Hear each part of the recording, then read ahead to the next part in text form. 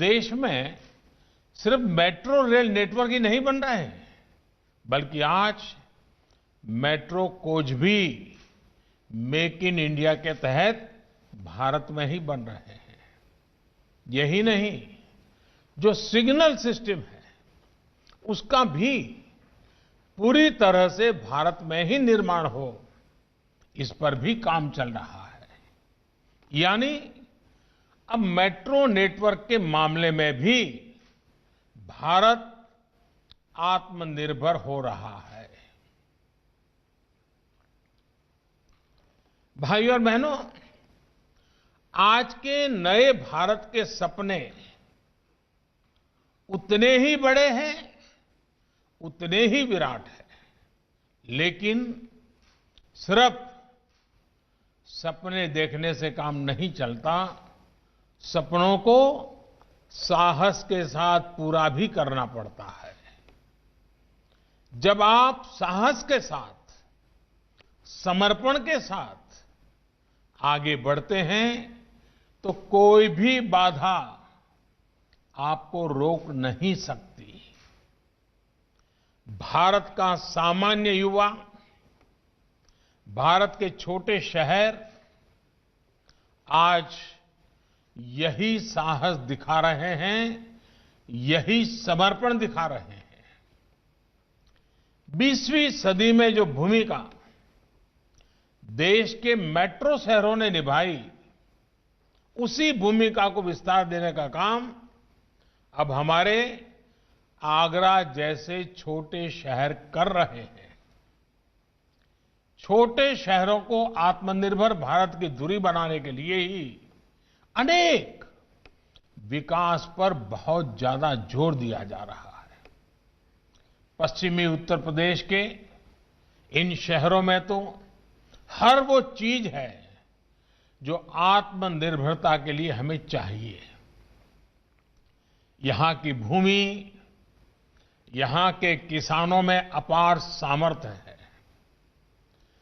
पशुधन के मामले में भी ये क्षेत्र देश में अग्रणी है।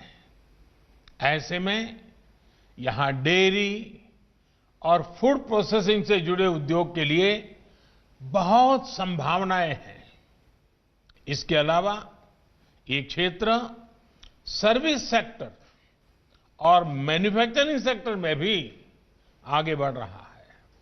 साथियों, आधुनिक सुविधाएं मिलने से, आधुनिक कनेक्टिविटी मिलने से पश्चिमी यूपी का यह सामर्थ्य और बढ़ रहा है। देश का पहला rapid rail transport system Meerut से दिल्ली के बीच बन रहा है। दिल्ली मेरठ के बीच 14 लेन का एक्सप्रेस वे भी जल्द ही इस क्षेत्र के लोगों की सेवा देने लगेगा। पश्चिमी उत्तर प्रदेश के अनेक जिलों को जोड़ने वाले गंगा एक्सप्रेस वे को योगी जी की सरकार पहले ही स्वीकृति दे चुकी है।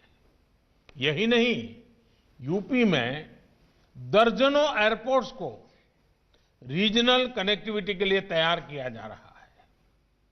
इसमें भी अधिकतर पश्चिमी उत्तर प्रदेश में है। ग्रेटर नोएडा के जेवर में आधुनिक विश्व स्तरीय ग्रीनफील्ड एयरपोर्ट से तो इस पूरे क्षेत्र की पहचान पूरी तरह बदलने वाली है।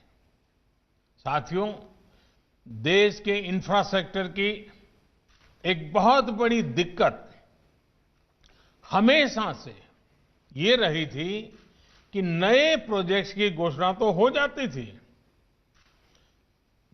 लेकिन इसके लिए पैसा कहां से आएगा, इस पर बहुत ध्यान नहीं दिया जाता था।